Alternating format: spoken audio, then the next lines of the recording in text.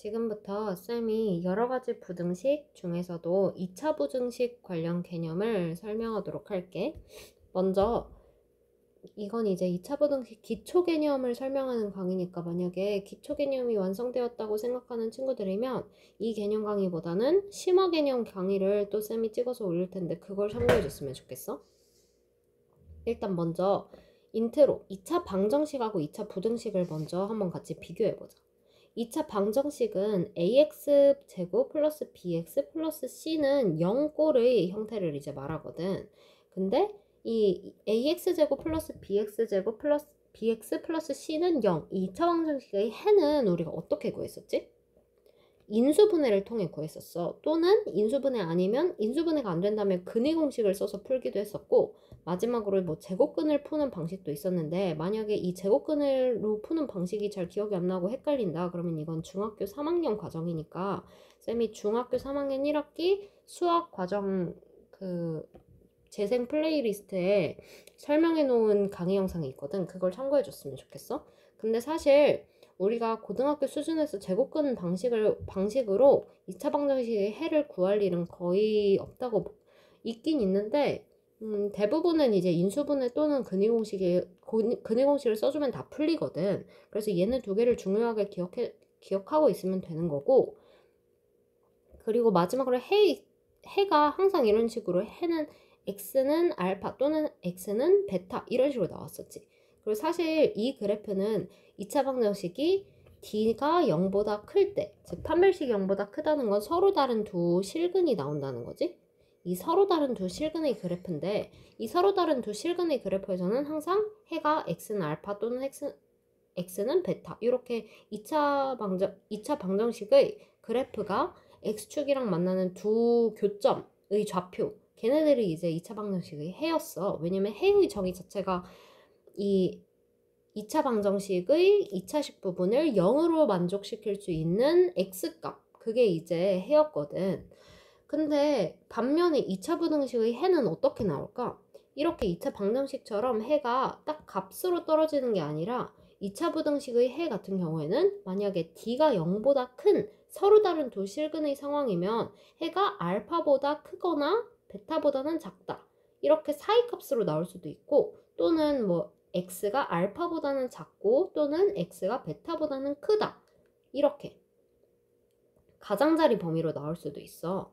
사이값 또는 가장자리값 이런 식으로 나올 수도 있고, 또는 만약에 이렇게 이 d가 0보다 작은 상황, 즉 해가 서로 다른 두 허근이 나오는 상황이라면 이때는 우리가 해가 모든 실수일 수도 있고, 아니면 또는 해가 아예 존재하지 않는다 이렇게 될 수도 있거든. 각각에 대한 상황은 쌤이 좀 이따 표를 통해서 각각 그 어떤 상황에서 어떻게 해가 튀어나오는지 다시 한번 개념 설명을 해줄게.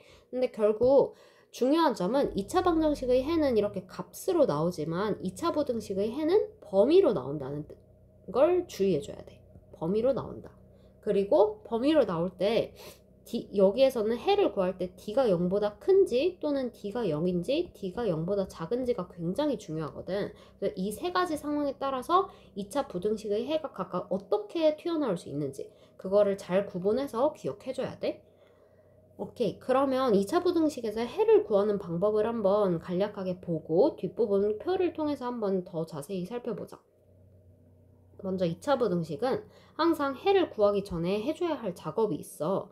만약에 2차 부등식이 이런 식으로 나왔다고 한번 해볼게. 마이너스 2x제곱 플러스 x 플러스 3이 0보다 클 때 이 2차 부등식의 해를 구하시오.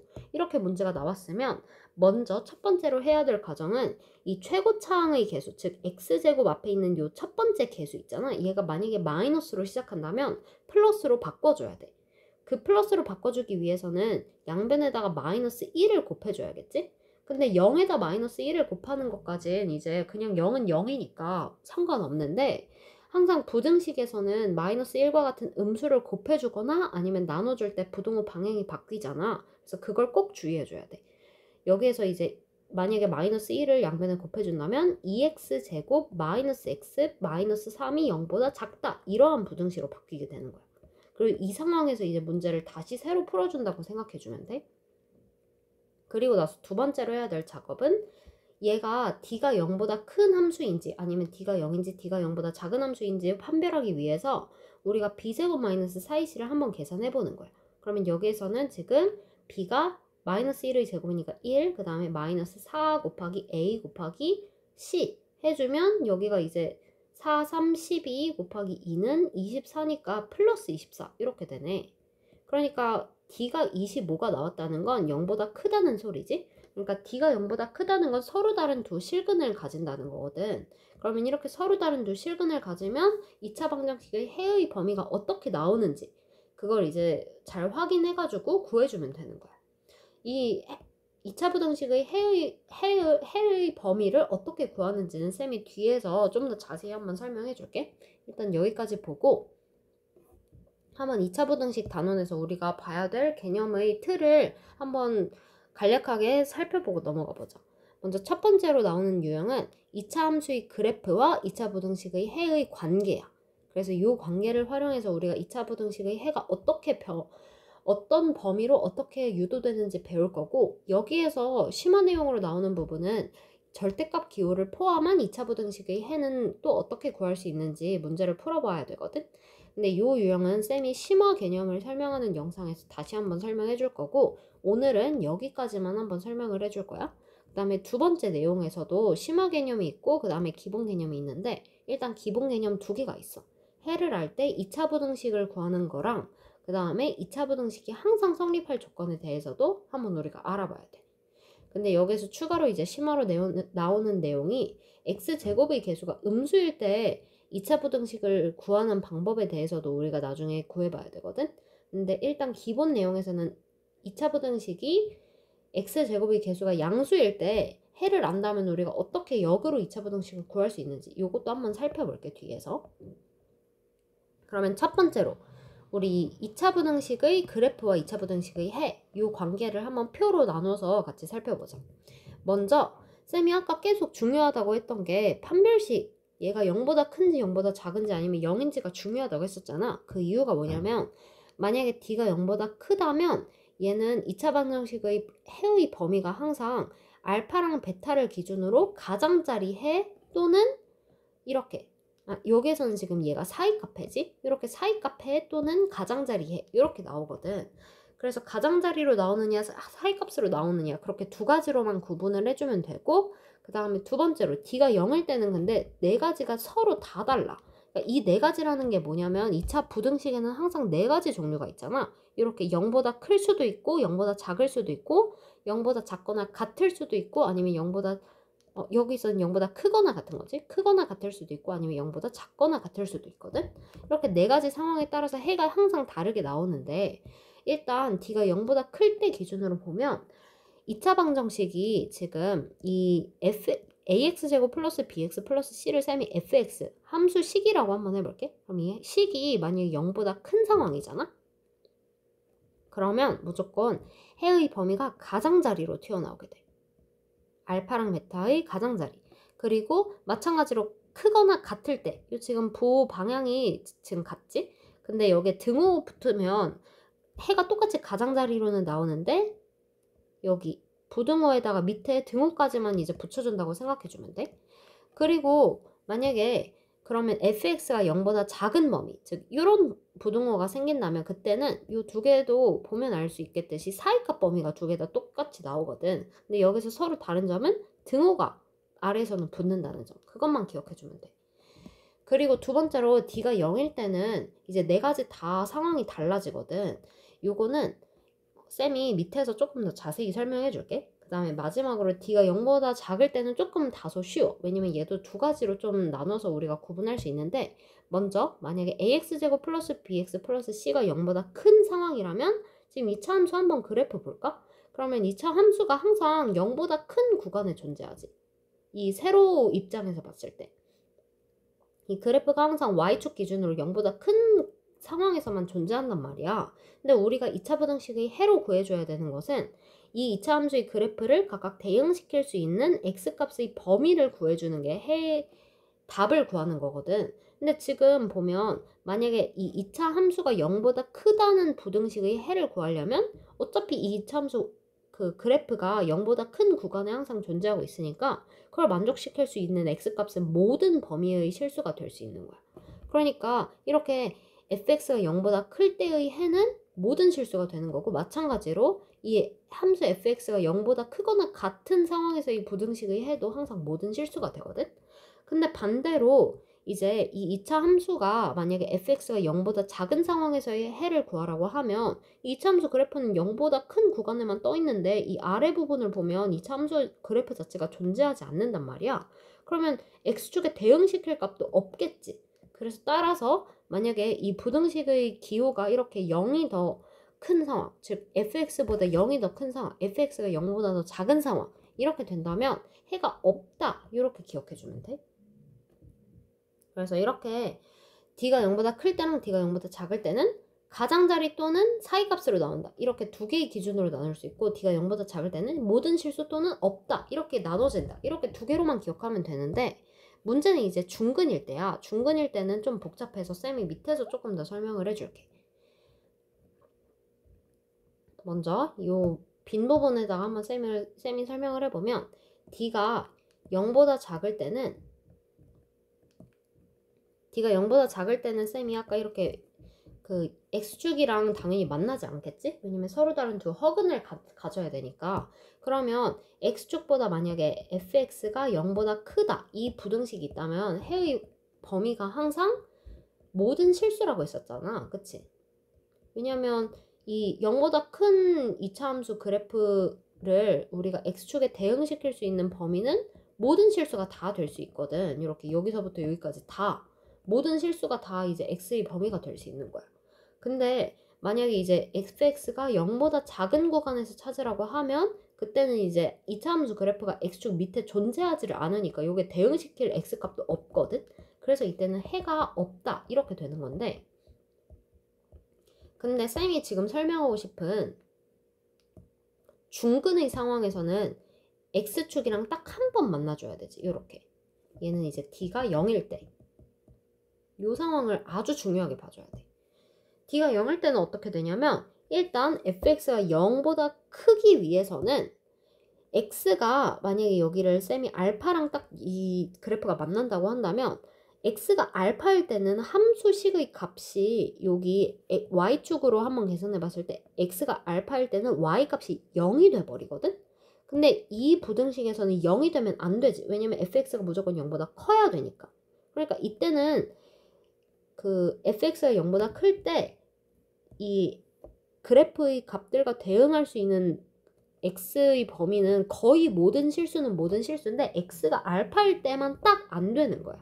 그러니까 이때의 그는 해의 범위가 x는 알파가 아닌 모든 실수이다, 이렇게 적어줘야 되는 거지.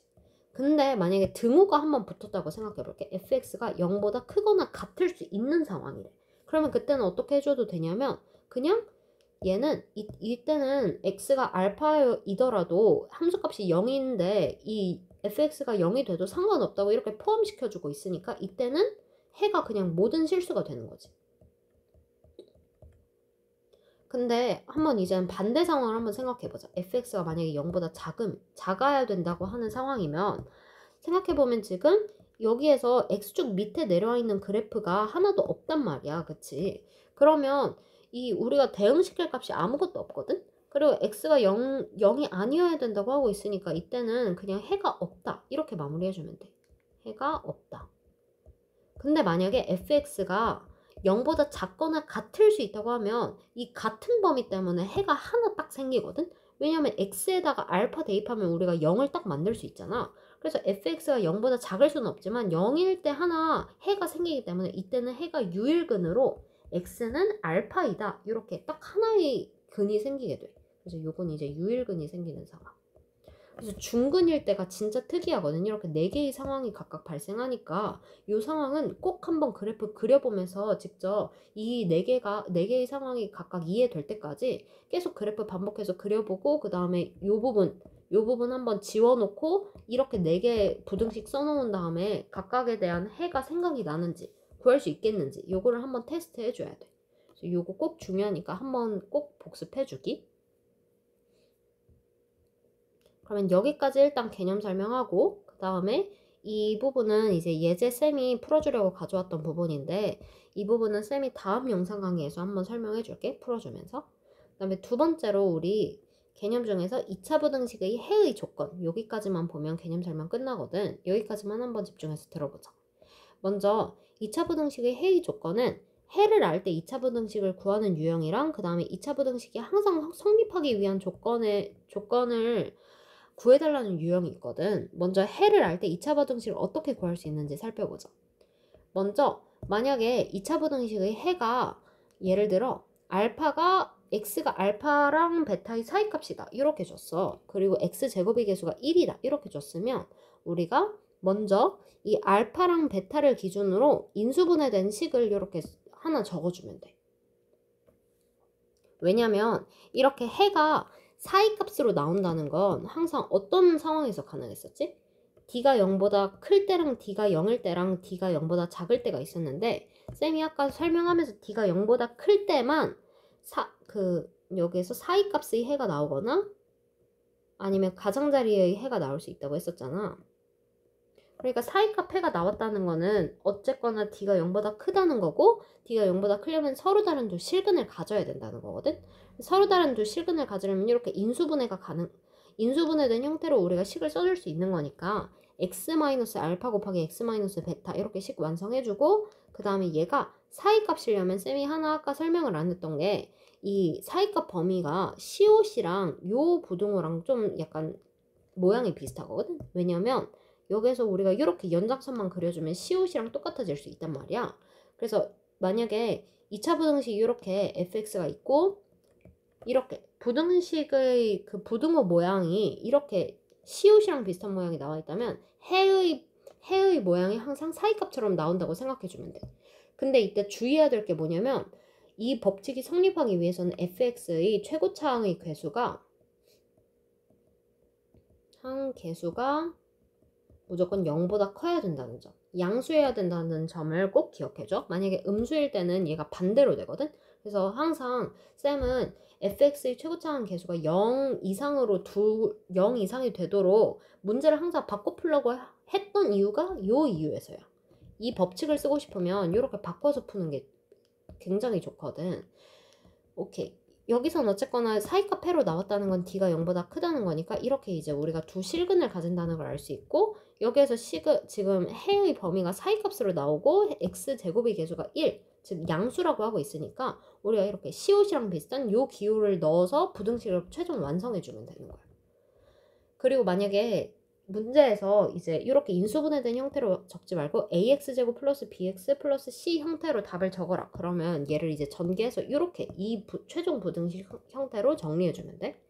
그 다음에 두 번째로 만약에 이렇게 가장자리 범위의 해가 나왔다. 그러면 그때는 일단 알파랑 베타를 기준으로 또 인수분해된 형태의 2차식을 완성해준 다음에 그 다음에 가장자리는 지금 2차 부등식의 그 부등호 중에 이 모양이랑 비슷하거든? 왜냐면 이 기역이랑 요 부등식의 부호랑 지금 모양이 살짝 비슷하잖아. 얘는 기역이라고 해석할 수도 있지?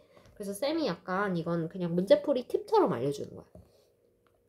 그래서 얘가 지금 가장자리로 나왔으면 요 부등호 모양으로 이제 채워주는 거지. 그 다음에 이렇게 식을 완성해주는 거야. 예를 들면 이런 거거든? 해가 만약에 문제에서 x는 1보다 작으면서 x는 2보다 큰 범위일 때 만약에 2차 부등식의 최고차항의 개수가 1이라면 이 2차 부등식을 한번 네가 역으로 구해봐. 그런다면 일단 x-1 곱하기 x-2를 적어주고 요거랑 요거를 기준으로 그 다음에 이 해의 범위가 지금 가장자리 범위니까 기역이랑 비슷한 요 부등호로 채워서 이렇게 완성해주면 된다는 거지. 그리고 이 2차 부등식의 최고차항인 개수도 지금 1이라고 했으니까 요 앞에다가 1 적어주고 이렇게 이제 완성해주면 되는 거야. 그래서 이런 식으로 이제 풀어주는 게 첫 번째 유형 해를 알 때 2차 부등식을 구하는 방법이고 그 다음에 두 번째로 2차 부등식이 항상 성립할 조건 이런 멘트가 들어가 있는 문제들이 있거든. 그럴 때는 해가 항상 성립하기 위해서는 이제 만약에 ax제곱 플러스 bx 플러스 c가 0보다 큰 범위를 항상 만족하려면 그냥 2차 부등식이 이 x축 위에 떠 있기만 하면 되는 거잖아. 그러면 무조건 해가 성립할 수밖에 없거든. 모든 실수에서 이제 항상 2차 부등식의 해가 모든 실수가 돼버리는 거니까 그때 이제 2차 부등식이 항상 성립할 수 있다고 하는 거거든. 그럼 이때 일단 이 상황에서 우리가 판별식을 생각해보면 얘가 x축이랑 하나도 안 만나고 있으니까 d가 0보다 작아져야겠지? 그 다음에 이 상황에서 웃는 모양이니까 그래프가 a가 0보다 크다는 전제 조건을 여기에서 적어준 거야. 그리고 또 ax제곱 플러스 bx 플러스 c가 0보다 크거나 같으려면 얘가 일단 기본적으로 웃는 모양이어야지 x축보다 위에 있거나 x축이랑 딱 한 번 만날 수 있거든. 여기서 는영이 포함되어 있으니까 한 번 만나는 것까지는 상관이 없는 거야. 그래서 이럴 때는 이제 중근이 생길 수도 있는 상황이니까 d가 0보다 작거나 같다 이렇게 우리가 말해줄 수 있는 거고, 그 다음에 a는 0보다 커야겠지. 왜냐면 웃는 모양이어야 되니까. 근데 반대로 만약에 ax제곱 플러스 bx 플러스 c가 0보다 무조건 작아야 되는 상황을 만족하려면 웃는 모양이어야 되거든. 왜냐면 웃는 모양일 때는 항상 x축 위에 있는 부분이 항상 생길 수밖에 없기 때문에 얘를 항상 만족시키려면 웃는 모양이어야 돼. 그러니까 a는 무조건 기본적으로 음수가 되어야 되는 거고, 그 다음에 d도 0보다 작아야겠지? x축이랑 한 번도 안 만나야 되니까. 근데 이렇게 부등호에 는이 한 번 포함이 되면 그때는 0도 포함될 수 있다는 거니까 이렇게 중근인 상황도 포함할 수 있다는 거거든. 그러니까 d가 0보다 작거나 같다까지 될 수 있는 거고, 그 다음에 a는 0보다 작아져야 돼. 왜냐면 항상 우는 모양이어야지 이 함수 fx의 값이 0보다 작거나 같은 상황이 발생할 수 있으니까 항상 모든 실수 범위에서. 그치? 그래서 이런 식으로 조건을 생각해서 풀어주면 되고, 근데 만약에 문제에서 항상 성립할 조건 이렇게 멘트를 안 주고 ax제곱 플러스 bx 플러스 c보다 0이 클 때 이 부등식의 해가 없다 이렇게 줬을 때는 반대로 이 부등호의 범위를 뒤집어서, 만약에 문제에서 이렇게 등호가 없었으면 등호까지 붙여서 최대한 반대의 상황을 이렇게 만들어줘야 돼. 그 다음에 얘가 항상 성립한다고 만들어주면 되는 거야. 이게 이제 확률과 통계에서는 나중에 막 여사건 개념이라고도 하거든. 이거 우리 여사건이라는 단어 중학교 3학년 때 한번 들어봤었지? 그래서 이렇게 여사건의 상황에서도 이렇게 ax제곱 플러스 bx 플러스 c가 0보다 만약에 작거나 같으면 항상 성립할 수 있는 거야. 해가 없는 상황이었어도. 이렇게 이 부등호 범위에서는. 그래서 반대로 뒤집어서 항상 성립하는 문제로 바꿔준 다음에 방금 쌤이 설명했던 네 가지 틀 중에서 하나 골라가지고 a가 0보다 크고 a가 d가 0보다 작아야 됩니다. 이 답을 이제 써주면 되는 거지. 여기까지가 일단 2차 부등식의 기초 개념이었는데 한번 개념 쭉 복습해보고 쌤이랑 다음 강의에서 좀 문제풀이 연습을 한번 같이 해볼게.